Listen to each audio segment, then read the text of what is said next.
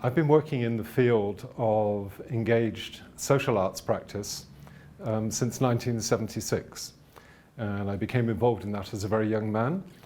And my first project was really a very political project, which was about working with a community to enable them to have a voice. Since then, I've worked to develop many strategies and approaches to working in the social arts sphere. And I understand this term, social arts or engaged arts, in very particular ways. So I think to start, important thing to say is that the term socially engaged arts, or the term participatory arts, community arts, or collaborative arts, has come to have more precise meanings for me. So socially engaged practice may be the work of an artist to, sometimes it's the idea or the motivation of the artist to work within the context of a community, to work with the community, but it's really about their idea and their story. That can develop into participatory art, where again it may be the artist's idea, but they're engaging people also in learning new skills, in developing new approaches to how they can develop themselves. Beyond that, we use the term community art, probably different than it's used in America. In the UK, it's come to mean a form of practice that's even more engaged.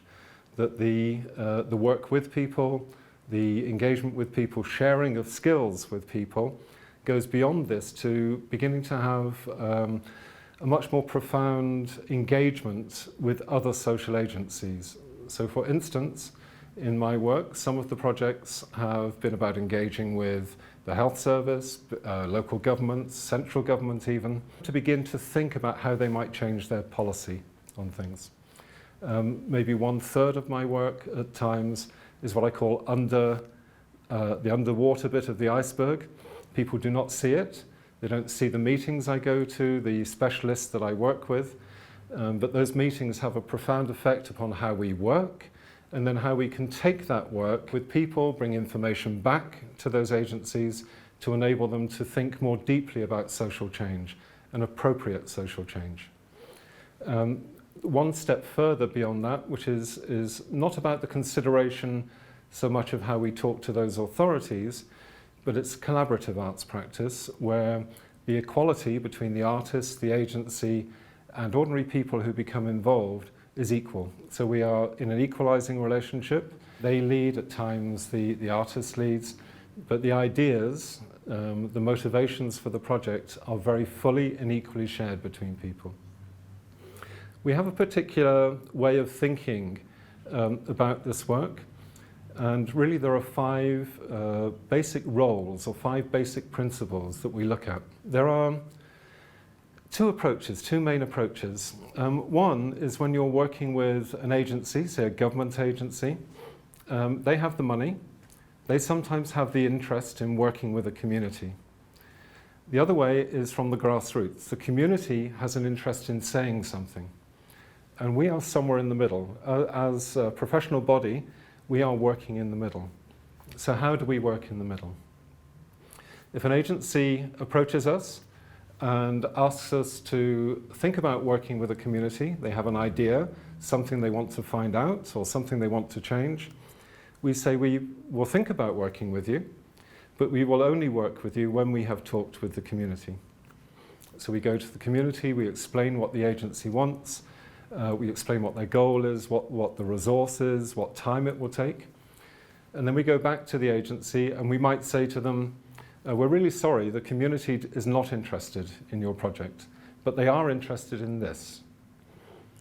There will be a negotiation, sometimes a challenging relationship, and sometimes they agree, and sometimes they don't agree.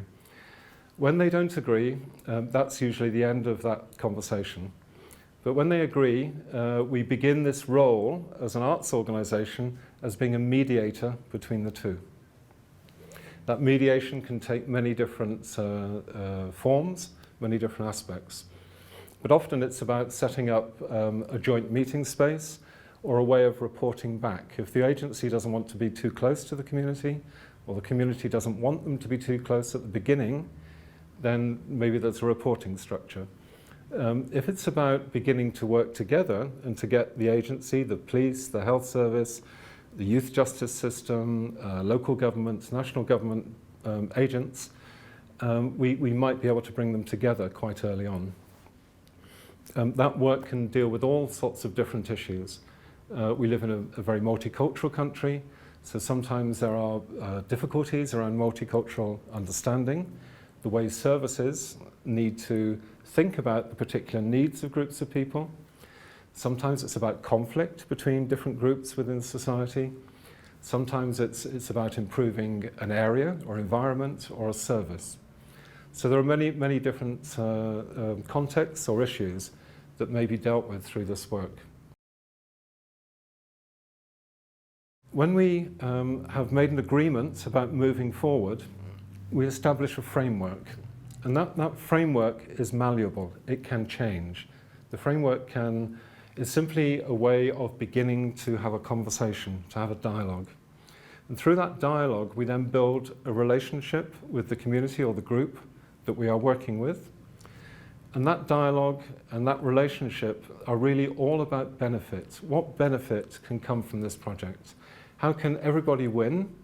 How can everybody achieve something that can create some sort of real change or awareness?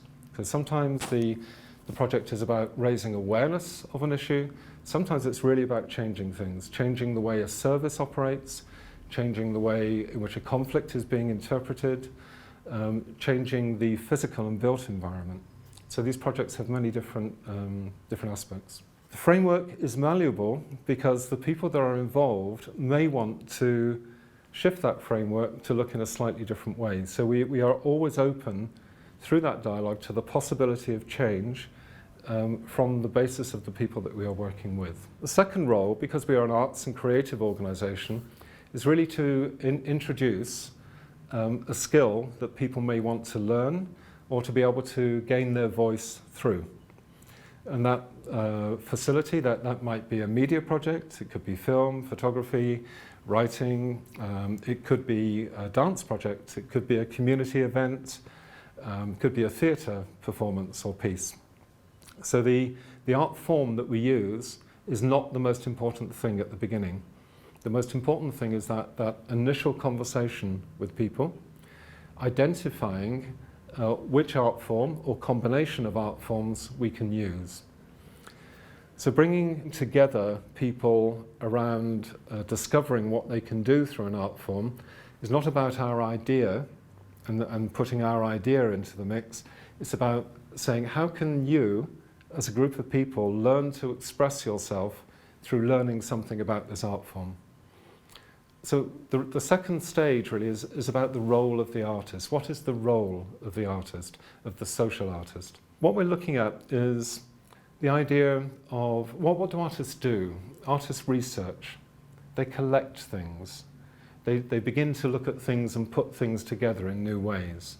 They take notes, they do drawings, they innovate, they experiment. And all of that is about the role of the artist.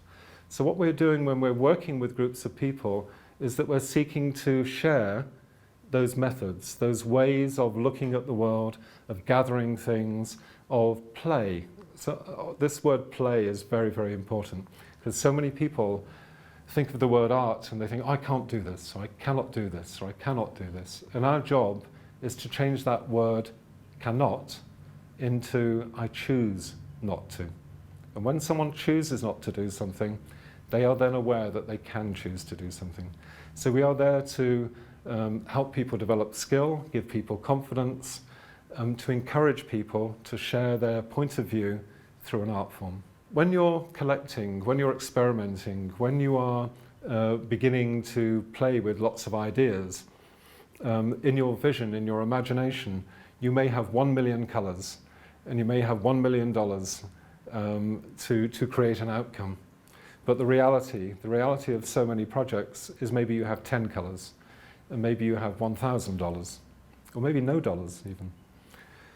So there's another process, another role, another stage that people must go through. And that's about realistically, what can we do with these ideas?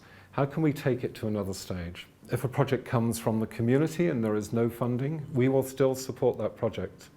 If the project comes because an agency is giving us lots of money, then that becomes a different way of supporting the project. So we are always open to dialogue, we are always open to building relationships, and we will go as far as we can to help people realize what they want to realize. So the next stage, the third stage, is editing down what we have. We may have 50 hours of film, we may have writing from 100 people, we may have lots and lots of different people's ideas about how to stage a play. But we need to begin to pull that into something that we can then make. So that editing process or design process is also very important. The community may be ready, and people may be ready to fully participate or even lead that editing and design process. But often at the beginning, people want someone who is more skilled to guide them through that process. So that role can be the community itself, can be a big collective discussion, or it can be that they trust someone to lead them on the way. The fourth part of the process is about production. It's about actually making something. It is the craft skill. So a group of people who have been dancing and learning to dance may include some people who are experienced, some people who are not. So the skill of the designer, the editor, the director will be to create something where everybody feels they can play a part in that. It may be that people become part of the technical crew. You know, they're not performers, but become part of the technical crew.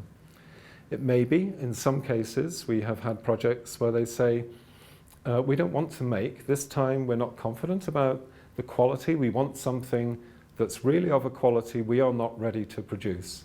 We want this artist to work to produce something under our direction. So an example is working with some young asylum seekers and refugees. We did drawing workshops and photography workshops with them. We did a drama workshop. They never performed before, but they performed their play to people. But they were not confident about creating an exhibition of drawing.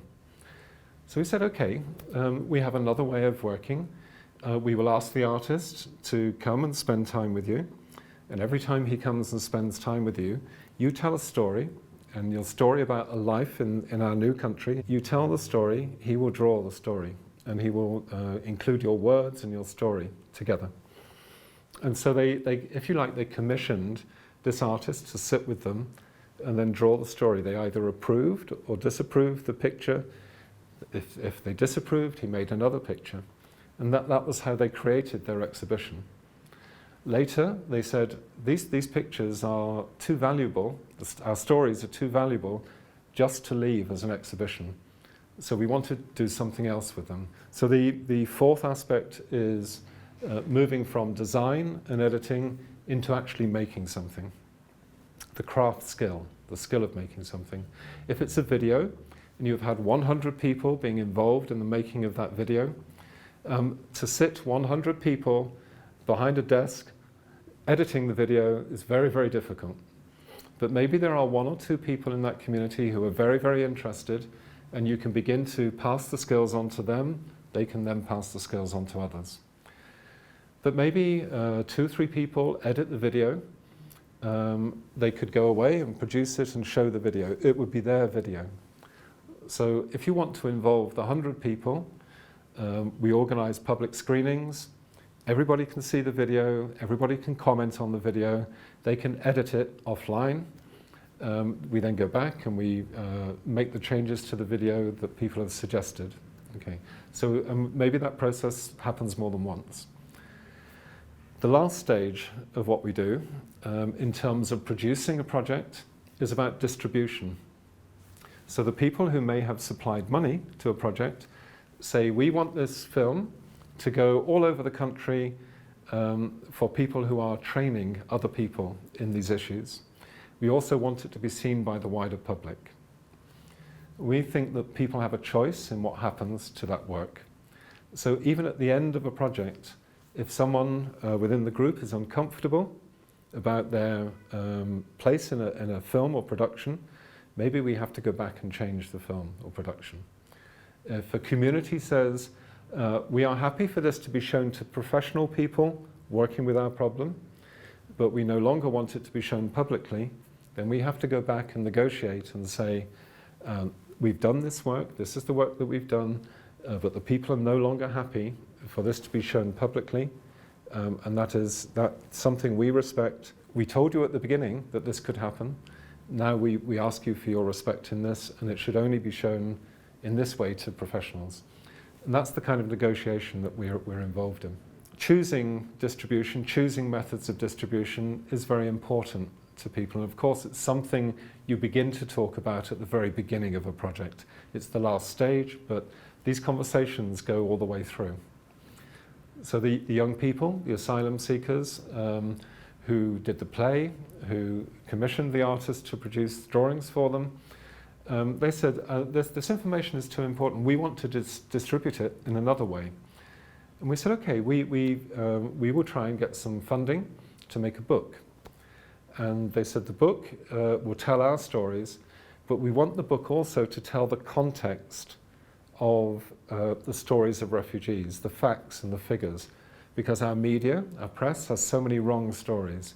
And we want people to see our stories, our intimate stories, but we also want people to get the right information. So we produced a book in that way. It was a printed book. We had enough funding to be able to distribute it to everybody we wanted to distribute. We didn't sell it. I think we went to them and we said, there's a bigger audience. We could produce this book as an online book, because now it's not just about your story, it's something that affects everybody. And they said, yes, we'd like this book to be distributed through Issue online, and so it's distributed worldwide. So those five stages are a very important way in which we think about working on socially engaged projects or collaborative projects. There is another stage, the stage of evaluation. And evaluation is not simply about looking back to see what worked, what was successful, but also learning from things that did not work. But it also asks that question, where can this go to in future? Would you like to do another project? How much help do you need to do another project?